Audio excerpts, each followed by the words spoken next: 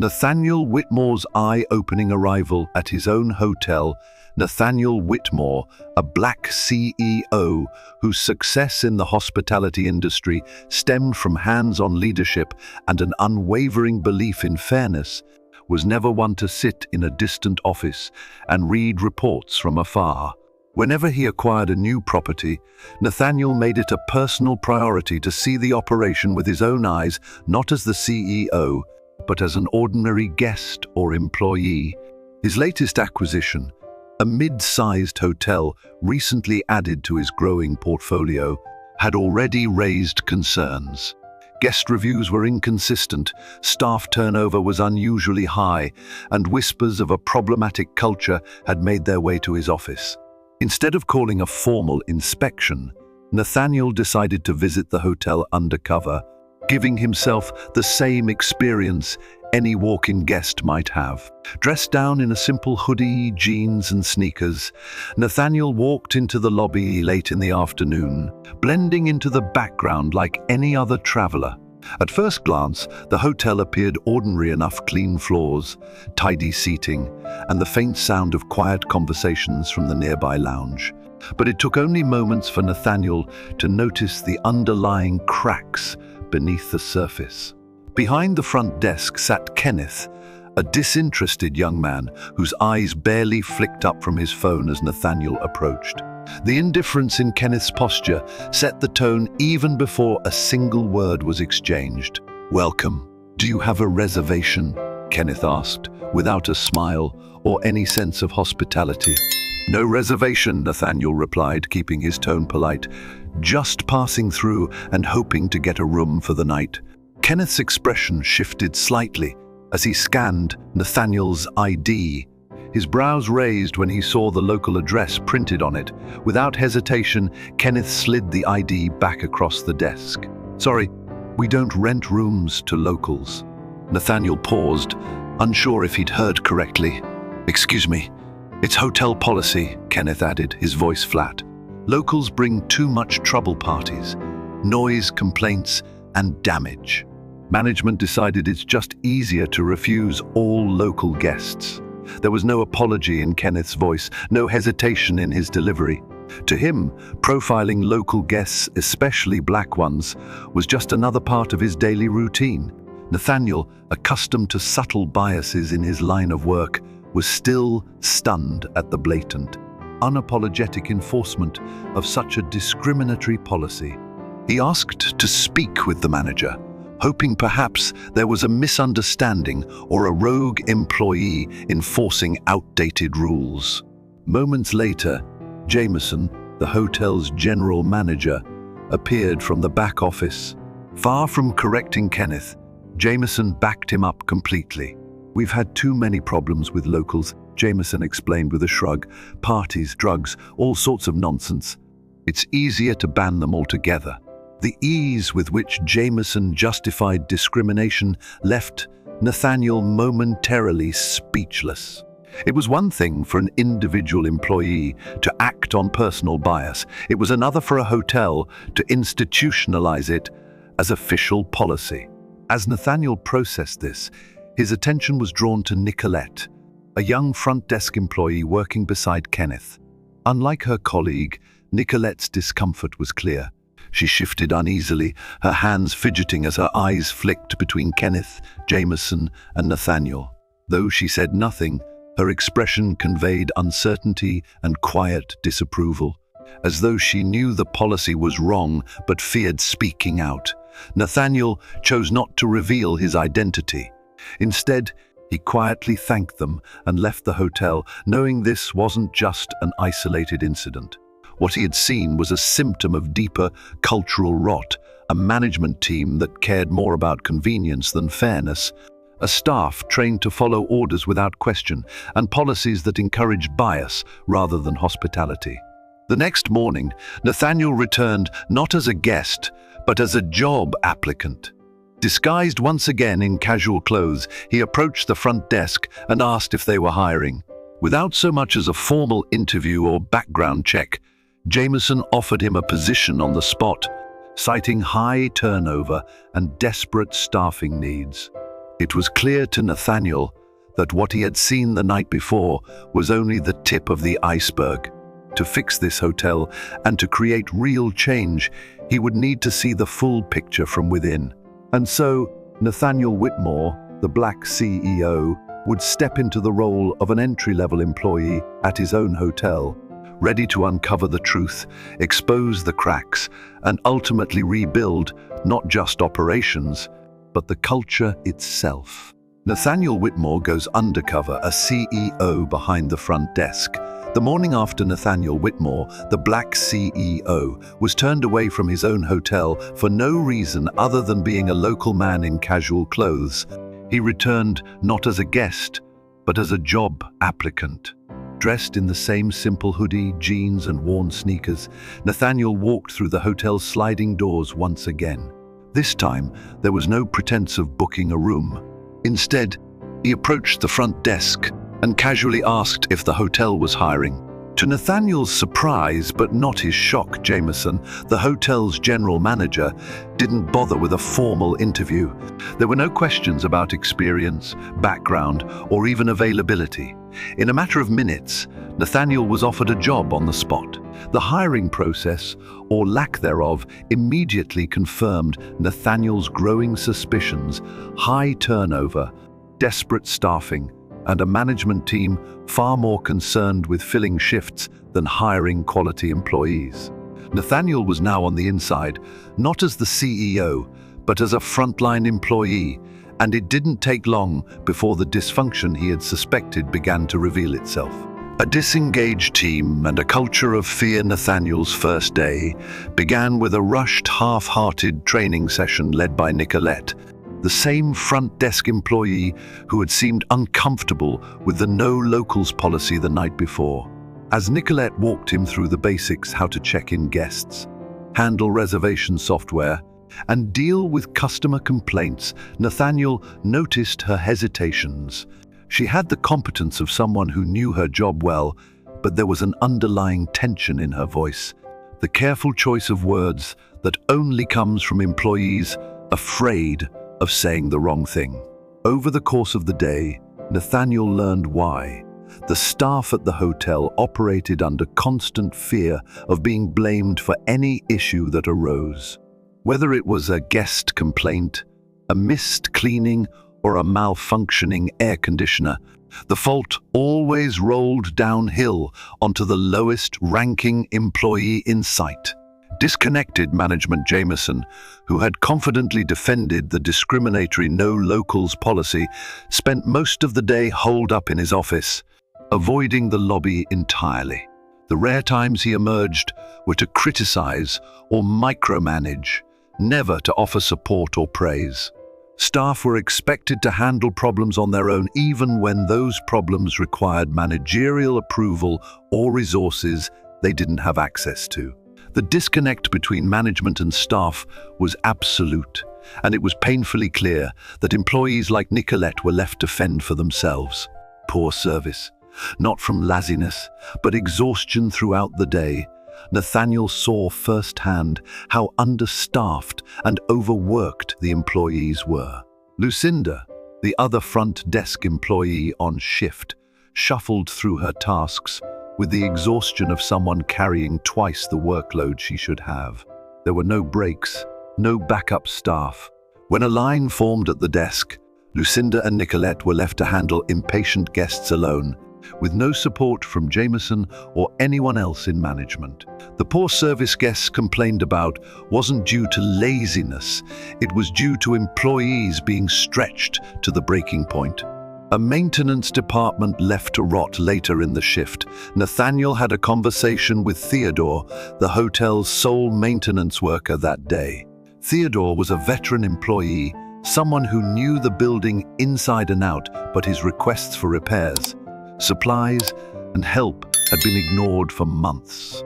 Broken air conditioning units sat untouched because there were no replacement parts ordered. Leaking pipes in guest bathrooms were temporarily patched instead of properly repaired. And Theodore, like the front desk staff, was blamed for every issue he had no power to fix. It was a culture of blame and neglect, and Nathaniel could see exactly why turnover was so high. An unfolding picture. By the end of his first day, Nathaniel had gathered far more insight than any corporate report could have provided. This hotel wasn't broken because of a bad location or unlucky circumstances. It was broken because management had failed its people at every level. Employees were treated as expendable. Problems were ignored until they became crises. Policies were enforced based on assumptions, not logic or fairness. Nathaniel had come in hoping to spot a few operational inefficiencies, but he had uncovered a complete collapse in leadership and culture. The question was no longer how to tweak processes, but how to rebuild the foundation from the ground up. And Nathaniel was ready to do exactly that. Nathaniel Whitmore witnesses the cracks in his own foundation. After stepping into the role of a low-level employee at his own hotel, Nathaniel Whitmore, the Black CEO, didn't have to wait long to see why the property was struggling. In just one day, he saw more dysfunction than any corporate report could have captured. It started from the moment he arrived for his first shift. Nicolette, the same front desk worker who had shown quiet discomfort with the discriminatory no locals policy, was assigned to train him. Despite her professional demeanor, there was a cautiousness in her every word, as if she'd learned that saying too much could put her job at risk. She walked him through the basics of the front desk system, but her explanations were frequently interrupted by guest complaints that were clearly the result of chronic neglect and mismanagement, not simple human error. The Wi-Fi wasn't working on the third floor. Several guests had check-in issues due to reservations being deleted from the system. One couple complained about a leaky faucet that hadn't been fixed, despite multiple requests. Every problem had a history, and none of those histories ended with proper resolution. A culture of blame and avoidance. As Nathaniel followed Nicolette through the day, he noticed a disturbing trend. Every complaint, every issue, every mistake landed squarely on the frontline employees. When Kenneth, the other front desk clerk, snapped at a guest for complaining about room cleanliness, it wasn't because Kenneth was lazy or rude. It was because Kenneth had been yelled at by Jameson just an hour earlier for not handling things himself. There was no support structure, no escalation process that worked the way it should. Problems rolled downhill, and the employees at the bottom were left to absorb the frustration of guests, managers, and each other. Absent leadership and closed doors throughout the day, Nathaniel noticed that Jameson, the general manager, spent almost the entire shift in his office. The only time Jameson emerged was to criticize someone, whether it was Lucinda at the desk for being too slow, or Theodore from maintenance for not fixing an issue quickly enough. There were no words of encouragement, no effort to understand why things were breaking down. Just a constant search for someone to blame, followed by disappearing back into his office to avoid the fallout. The message was clear: the employees were on their own. Overworked and undervalued staff. Nathaniel had expected to find some staffing shortages, but the reality was far worse. Lucinda, an older front desk clerk who had been with the hotel for years, looked exhausted from the moment she clocked in. She handled check-ins, guest complaints, reservation issues, and even tried to help housekeeping find missing supplies, all without any assistance from management. Nathaniel could see in her eyes the familiar exhaustion of someone who had been left to carry too much for too long. It was no surprise that turnover was so high the hotel wasn't just understaffed, it was burning through employees at a pace no business could sustain. Maintenance on the brink of collapse. Later in the day, Nathaniel had a chance to speak with Theodore, the lone maintenance worker on shift. Theodore, a man with decades of experience, had seen it all, but even he was reaching his breaking point. Work orders sat unfinished because parts were never ordered. Guest requests were ignored because there weren't enough staff to respond. Temporary fixes had become permanent solutions, with broken AC units and leaking pipes left to fester for weeks at a time. Management doesn't care until a guest explodes, Theodore said with a tired shrug. And when that happens, they just blame us. A culture in collapse. By the time Nathaniel ended his shift, he had seen the full picture. This hotel wasn't failing because of bad luck or even a bad location. It was failing because the people responsible for leading it had abandoned their roles. The frontline employees were expected to fix problems they had no power to solve, absorb the blame for every failure, and keep the hotel afloat without resources, respect, or support. Nathaniel had come to observe, but what he found was a culture of fear, neglect, and burnout. It wasn't a hospitality problem, it was a leadership problem. And now that Nathaniel had seen it for himself, he knew exactly where the changes had to begin. Nathaniel Whitmore unmasks the truth and holds leadership accountable after spending the day working undercover at his own hotel. Nathaniel Whitmore, the Black CEO, had seen enough. The patterns were undeniable. A culture of blame, neglect, and apathy had taken hold, stretching from the front desk to the maintenance room. It wasn't just a matter of incompetence. It was a complete failure of leadership.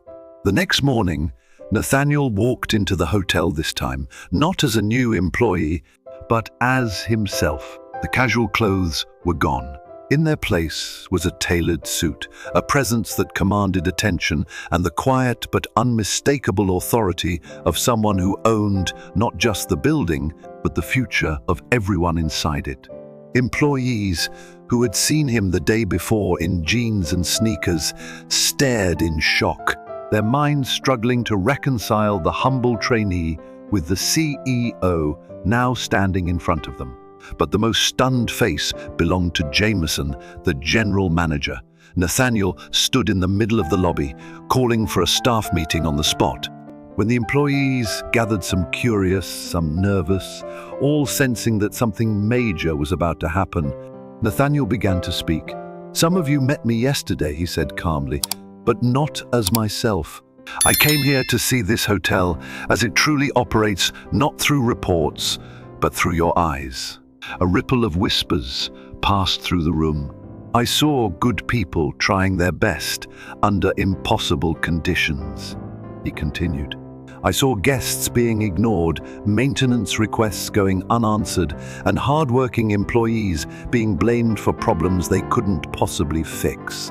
His gaze settled on Jameson, whose confidence had evaporated the moment Nathaniel revealed himself. "But the biggest problem I saw wasn't with the staff," Nathaniel said. "It was with leadership or the lack of it." The silence was deafening. Nathaniel didn't need to raise his voice. The truth hung in the air, heavy and undeniable. "This hotel doesn't have a staffing problem," Nathaniel said. "It has a leadership problem. And that starts today with me cleaning house." Without hesitation, he turned to Jameson. "You're fired," Nathaniel said plainly. Effective immediately. Jameson's mouth opened to argue, but no words came out. There was no defense to be made. The employees, though shocked, showed no signs of sadness at the announcement. Some even exchanged quiet glances of relief. Empowering the right people once Jameson had been escorted from the building, Nathaniel turned his attention back to the staff. "Real leadership doesn't hide behind office doors," he said. "It stands beside you when things go wrong, and from today forward, that's the only kind of leadership we'll have here." He then called Nicolette to the front. "You stood out to me," Nathaniel said. "You questioned policies that didn't feel right. You treated guests with respect, even when you weren't given the same respect by management. That's the kind of leadership this hotel needs." In front of the entire staff, Nathaniel promoted Nicolette to assistant manager, bypassing the traditional processes because, as he explained, she had already been doing the job without the title. Her eyes widened in surprise, but there was pride in her smile, along with the confidence of someone who knew she had earned it.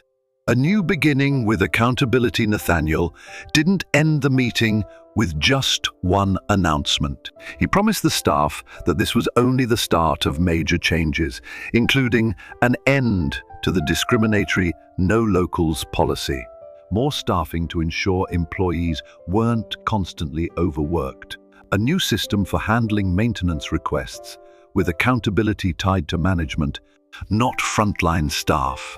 Regular staff meetings where employees could raise concerns without fear of punishment. This hotel is only as good as the people working in it, Nathaniel said, and if leadership doesn't respect those people, we fail together. A cultural reset. By the time the meeting ended, Nathaniel had done more than just fire a bad manager. He had set the tone for a complete cultural reset, one that made it clear that respect, fairness, and accountability were no longer optional. Employees who had once felt invisible now felt heard. Those who had once feared management now saw a leader who was willing to stand beside them, not above them. And most importantly, Nathaniel wasn't just issuing directives from a corporate office. He was there, in the building, proving with his actions that leadership starts on the front lines. It wasn't just about fixing a broken hotel. It was about rebuilding trust, dignity, and pride, one conversation, one decision, and one employee at a time.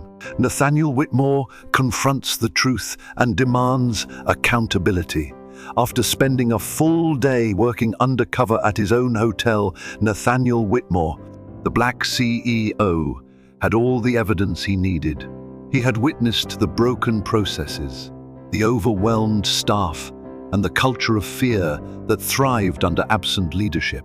But it wasn't enough for him to quietly issue directives from afar. He believed in confronting the problem head-on, with the people who lived it every day. The next morning, Nathaniel arrived at the hotel in a sharp suit, a stark contrast to the casual clothes he had worn the day before. His presence turned heads the moment he stepped into the lobby. Employees whispered to each other, wondering why someone so obviously important was there. But a few, including Nicolette, recognized him instantly. The quiet new hire was now standing tall as the owner himself. Without waiting, Nathaniel gathered the staff into the lobby for an impromptu all-hands meeting. The tension was thick, especially when Jameson, the general manager, appeared from his office, confusion spreading across his face. Nathaniel began speaking with a calm authority, the kind that needed no raised voice to command attention. "Many of you saw me here yesterday," he said. "You knew me as a new employee. What you didn't know was that I'm also the owner of this hotel and the CEO of the company that purchased it." Gasps rippled through the group. Even employees who hadn't interacted with Nathaniel the day before shifted uneasily. "I came here undercover," Nathaniel continued, "because I wanted to see how this hotel really operates, not the polished version written in reports, but the truth as you experience it every day." He scanned the room, pausing to meet the eyes of several employees who had confided in him or who had been forced to bear the brunt of poor policies and indifferent management. "I saw hard-working employees trying to keep this hotel afloat," Nathaniel said. "But I also saw those same employees blamed for problems they didn't create, abandoned by leadership that should have supported them, and forced to enforce policies that have no place in a modern business." His attention turned directly to Jameson, whose confidence had evaporated the moment Nathaniel identified himself. "The culture here isn't broken because of the staff," Nathaniel said, his voice still calm, but now with an unmistakable edge. "It's broken because of leadership, and that starts at the top." The room was silent as Nathaniel delivered the news. "Effective immediately, Jameson, you are terminated." There was no argument, no second chances. The toxic culture had taken root under Jameson's watch, and there was no room for that in Nathaniel's company. Jameson's stunned expression was met with silent approval from the staff. It was clear that while they hadn't dared to say it aloud, many of them had been waiting for this moment. Turning towards solutions, with Jameson gone, Nathaniel shifted gears. Firing one person doesn't fix a broken culture, he said. Change takes all of us. He turned to Nicolette, who had quietly questioned the discriminatory policies and treated guests with respect, even when management didn't. Nicolette, Nathaniel said, your professionalism and your willingness to question what's wrong didn't go unnoticed. In front of the entire staff, Nathaniel promoted her to assistant manager, explaining that her commitment to fairness and good service made her the kind of leader the hotel needed. Her eyes widened in shock, but she stood tall, her quiet resolve now recognized and rewarded. A new commitment to staff and guests, Nathaniel didn't just promise surface-level changes. He laid out concrete steps to rebuild the hotel's culture from the ground up. The no locals policy was abolished immediately, replaced with a fair and inclusive guest policy. Staffing levels would be increased, ensuring no employee would be left to handle unreasonable workloads alone. A transparent maintenance process would be created, with clear accountability for ensuring guest requests were properly addressed. Regular staff meetings would become the norm, giving employees a direct voice to leadership. This is your hotel too, Nathaniel told the staff, and no one understands the problems here better than you. My job isn't to give you orders, it's to listen and give you the tools to do your jobs well. A cultural reset by the end of the meeting. Nathaniel had done more than fire a bad manager. He had set the tone for what leadership meant under his ownership accountability at the top, respect for employees at every level, and a commitment to treating every guest with fairness and dignity. Employees left the meeting with a mix of relief, surprise, and cautious optimism. For many, this was the first time they'd felt seen and heard by anyone in leadership. Nathaniel didn't just expose the flaws, he showed them that change was coming, and that change would be led by someone who believed in them. This was no longer just about fixing a failing hotel. This was about building a workplace where everyone from the front desk to housekeeping could be proud to work. And for the first time in a long time, there was hope in the air at Nathaniel Whitmore's hotel. Nathaniel Whitmore's commitment to rebuilding from the ground up, the firing of Jameson, the ineffective and biased general manager, was only the first step in a much larger process.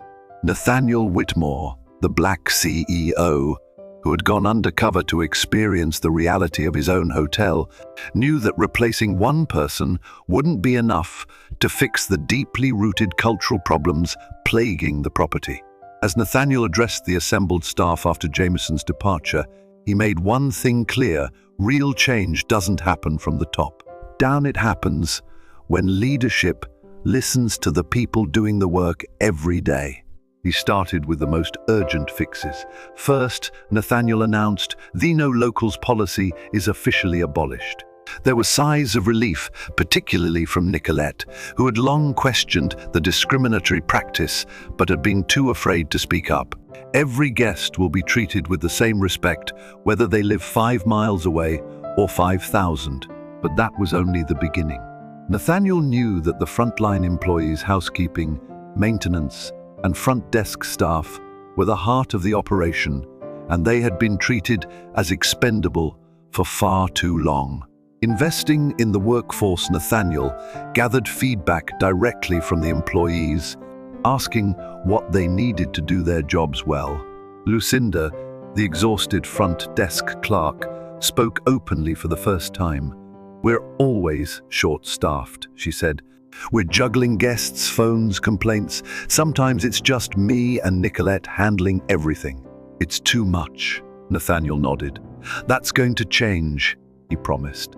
He committed to hiring additional front desk agents, ensuring that no employee would be left to manage an overwhelming shift alone again. Creating real support for maintenance and housekeeping, Nathaniel also sat down with Theodore, the experienced maintenance worker who had been ignored and overburdened for months.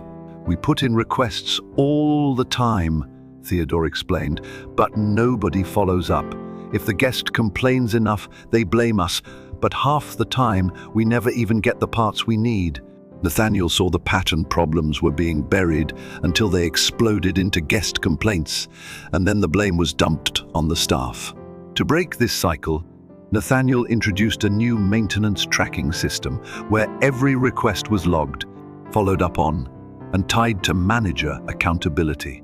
If a work order was ignored, the responsibility would fall on leadership, not the workers. Raising wages and improving training. Another major issue was wages. Nathaniel knew that underpaying staff was not only unfair, it was bad business. High turnover wasn't just a staffing problem, it was a service problem, with constant retraining leading to inconsistent guest experiences. Nathaniel announced a wage increase across all hourly positions, along with structured training programs for new hires.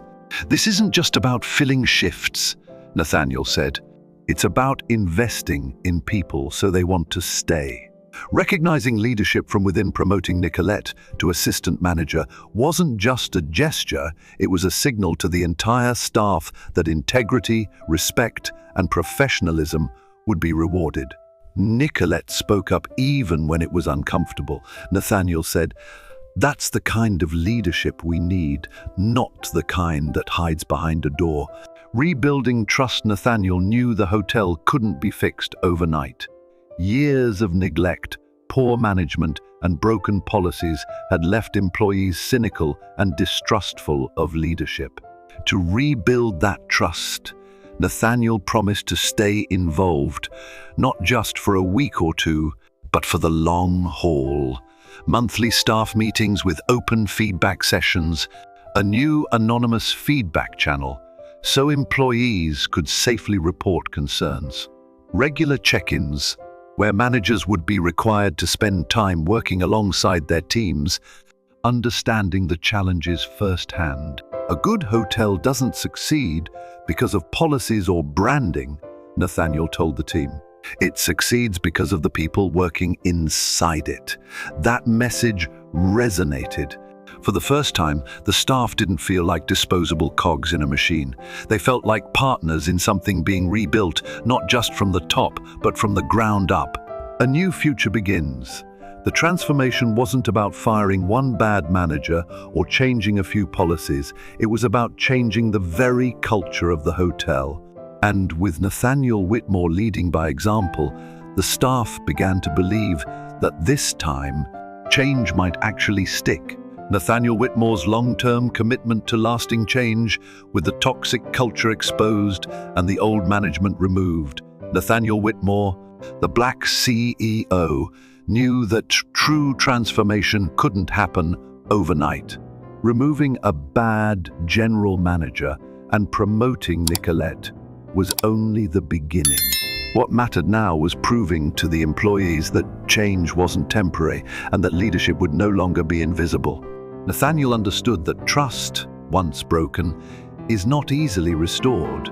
The employees at his newly acquired hotel had spent years under leadership that saw them as disposable. They had endured blame for problems they didn't create, policies they had no say in, and workloads that were impossible to manage. For years, they had been told to smile for guests while carrying the weight of a broken system. Nathaniel was determined to show them that those days were over. Visible leadership and daily involvement, rather than disappearing into corporate meetings or retreating to a distant office, Nathaniel made himself present at the hotel daily. He joined morning team huddles, not as a figurehead, but as someone actively listening to concerns. He shadowed housekeeping, maintenance, and front desk shifts, ensuring that every department understood that their work mattered. He made it clear that managers would now be evaluated not just on revenue and occupancy, but on employee feedback and team morale. A hotel doesn't run on policies, it runs on people, Nathaniel reminded the team. If you're not heard, we can't succeed. Accountability at every level one of the first systems Nathaniel implemented was a transparent accountability process. All maintenance requests were logged and tracked publicly, with a clear chain of responsibility. Managers were required to check in with employees daily to identify problems before they escalated. Performance reviews for managers now included anonymous employee feedback, ensuring that leadership couldn't hide behind closed doors. This wasn't about creating a culture of blame, but rather a culture where problems were solved collaboratively instead of being buried until they exploded. Investing in people, not just process. Nathaniel also introduced employee development programs, understanding that turnover wasn't just about wages, it was about feeling valued. Entry-level employees were given pathways to promotion, with clear training and mentorship opportunities. Wages were increased to reflect the value employees brought to the business, and workloads were adjusted so no one was pushed past their limits.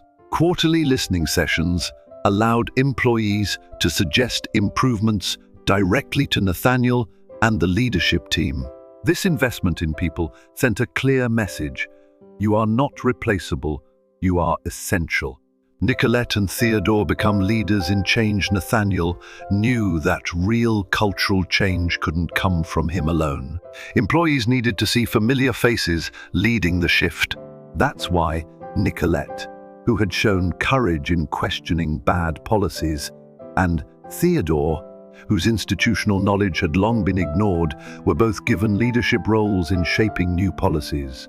Their input ensured that the new processes weren't just corporate theory, they reflected the reality of what employees faced every day. A new era begins. For the first time in years, employees felt hope. They saw leadership walking the floors alongside them. They knew their concerns wouldn't be punished but valued. They no longer had to cover for neglectful managers or apologize for problems they couldn't fix.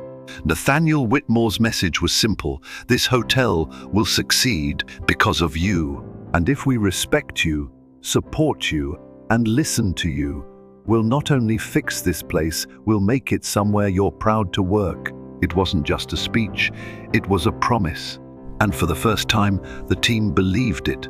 The power of listening, learning, and leading by example. As we reflect on the lessons life has taught us, one truth becomes clear: leadership is not about authority, it's about responsibility.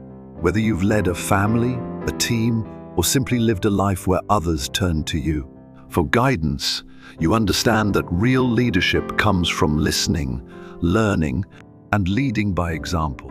Too often, we see people in positions of power who have forgotten this simple truth. They issue orders from behind closed doors, unaware of what's truly happening around them. They rely on assumptions rather than taking the time to understand the people they depend on. But the best leaders, whether in business, family, or community, are the ones who are willing to stand beside those they lead, not above them. They understand that you can't fix what you don't see, and you can't understand what you refuse to experience. The value of every voice. If life has taught us anything, it's that every voice matters, especially the quiet ones. The most valuable insights often come from the people who work the hardest, say the least, and are too often overlooked. The caretaker who notices small details others miss. The employee who understands the work better than the manager. The family member who holds the household together without fanfare or credit. Ignoring these voices creates fractures in families, workplaces, and communities. But when we take the time to listen, to really listen, we discover the solutions, wisdom, and strength that were there all along. Respect builds stronger communities. Respect isn't just about politeness, it's about recognizing the worth of every individual.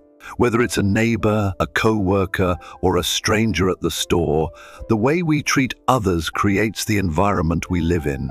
When we respect others, we build trust. When we value others' work, we build loyalty. When we listen instead of dismissing, we build understanding. The legacy we leave isn't measured by titles or possessions. It's measured by the kindness we show, the respect we give, and the example we set. Your wisdom matters even if the world moves fast. Your wisdom is timeless. If you believe that experience, fairness, and respect should guide every generation, let's continue this conversation. Like this video if you believe leadership comes from example, not titles. Comment with a life lesson you wish more people understood. Subscribe for more meaningful stories and discussions.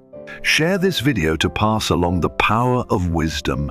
Your story matters, and it's never too late to share it.